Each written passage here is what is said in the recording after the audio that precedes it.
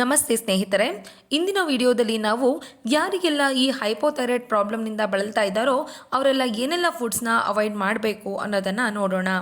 ನೀವು ಇನ್ನೂ ನಮ್ಮ ಚಾನಲ್ನ ಸಬ್ಸ್ಕ್ರೈಬ್ ಮಾಡಿಲ್ಲ ಅಂದರೆ ದಯವಿಟ್ಟು ಹೋಗಿ ನಮ್ಮ ಚಾನಲನ್ನು ಸಬ್ಸ್ಕ್ರೈಬ್ ಮಾಡಿ.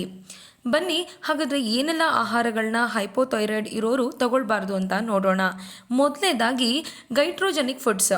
ಹೌದು, ನಾವು ಈ ಗೈಟ್ರೋಜೆನಿಕ್ ಫುಡ್ಸನ್ನು ಅವಾಯ್ಡ್ ಮಾಡೋದು ತುಂಬಾ ಒಳ್ಳೆಯದು.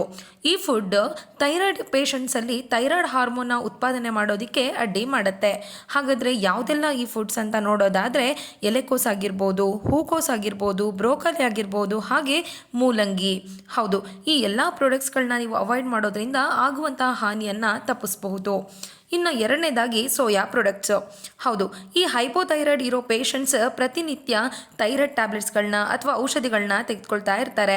ಆದರೆ ಈ ಸೋಯಾ ಪ್ರಾಡಕ್ಟ್ಸ್ ಅನ್ನೋಂಥದ್ದು ನಮ್ಮ ದೇಹವು ಆ ಔಷಧಿಯನ್ನು ಹೀರಿಕೊಳ್ಳಲು ಕಷ್ಟ ಆಗೋ ಹಾಗೆ ಮಾಡುತ್ತೆ. ಹಾಗಾದರೆ ಈ ಸೋಯಾ ಮತ್ತು ಸೋಯಾ ಪ್ರಾಡಕ್ಟ್ಸ್ನಿಂದ ಮಾಡಿರೋ soya milk, soya paneer, soya protein powder ಇವೆಲ್ಲವನ್ನು ಕೂಡ ಅವಾಯ್ಡ್ ಮಾಡಿದರೆ ತುಂಬಾ ಒಳ್ಳೆಯದು. ಹಾಗೆ ಮೂರನೇದಾಗಿ ಹೆಚ್ಚು ಫೈಬರ್ ಇರುವಂಥ ಆಹಾರಗಳು. ಹೌದು, ಹೆಚ್ಚು ಫೈಬರ್ ಇರುವಂಥ ಆಹಾರಗಳು ಥೈರಾಯ್ಡ್ ಔಷಧಿಗಳನ್ನ ಹೀರ್ಕೊಳ್ಳೋದನ್ನು ಕಡಿಮೆ ಮಾಡುತ್ತೆ. ಉದಾಹರಣೆಗೆ ಚಿಯಾ ಸೀಡ್ಸ್ ಆಗಿರ್ಬೋದು, ಆಲ್ಮಂಡ್ಸ್, ಬೀನ್ಸ್, ಅವಕಾಡೋ ಇವೆಲ್ಲವನ್ನು ಅವಾಯ್ಡ್ ಮಾಡಿದರೆ ಒಳ್ಳೆಯದು. ಇನ್ನು ನಾಲ್ಕನೇದಾಗಿ ಸಕ್ಕರೆ ಮತ್ತು ಸಂಸ್ಕರಿಸಿದ ಆಹಾರಗಳು. ಹೌದು, ಈ ಸಕ್ಕರೆ ಇರೋ ಹಾಗೆ ಸಂಸ್ಕರಿಸಿದ ಫುಡ್ಡನ್ನು ತಿನ್ನೋದ್ರಿಂದ ಡೈಜೆಷನ್ ಪ್ರಾಬ್ಲಮ್ ಕೂಡ ಬರುತ್ತೆ. ಅಷ್ಟೇ ಅಲ್ಲದೆ ಸುಸ್ತಾಗೋದಾಗಿರ್ಬೋದು, ಹಾಗೆ ನಮ್ಮ ತೂಕ ಕೂಡ ಹೆಚ್ಚಾಗುತ್ತೆ. ಇದರಿಂದ ನಮ್ಮ ದೇಹದ ಸ್ಥಿತಿ ಇನ್ನೂ ಕೂಡ ಹಾಳಾಗುತ್ತೆ. ಹಾಗಾದರೆ ಯಾವುದೆಲ್ಲ ಫುಡ್ಸನ್ನು ಅವಾಯ್ಡ್ ಮಾಡಬೇಕು ಅಂದರೆ ಬೇಕರಿಯಲ್ಲಿ ಸಿಗುವಂತಹ ಸ್ವೀಟ್ಸ್ ಆಗಿರ್ಬೋದು, ಕೇಕ್ ಆಗಿರ್ಬೋದು, ಚಿಪ್ಸ್ ಆಗಿರ್ಬೋದು, ಹಾಗೆ ಈ ತಂಪಾದ ಪಾನೀಯಗಳನ್ನಾಗಿರ್ಬೋದು, ಇವೆಲ್ಲವನ್ನು ಅವಾಯ್ಡ್ ಮಾಡಿದರೆ ತುಂಬಾ ಒಳ್ಳೆಯದು. ಇನ್ನು ಕೊನೆಯದಾಗಿ ಕಾಫಿ ಮತ್ತು ಟೀ.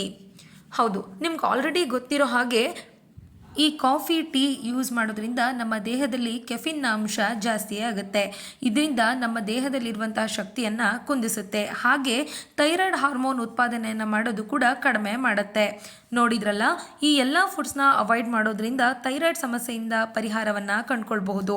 ಈ ವಿಡಿಯೋ ನಿಮಗೆ ಇಷ್ಟ ಆದರೆ ನಮ್ಮ ಚಾನಲ್ನ ಸಬ್ಸ್ಕ್ರೈಬ್ ಮಾಡಿ, ಹಾಗೆ ಸಪೋರ್ಟ್ ಮಾಡಿ. ಧನ್ಯವಾದಗಳು. ಶುಭ ದಿನ.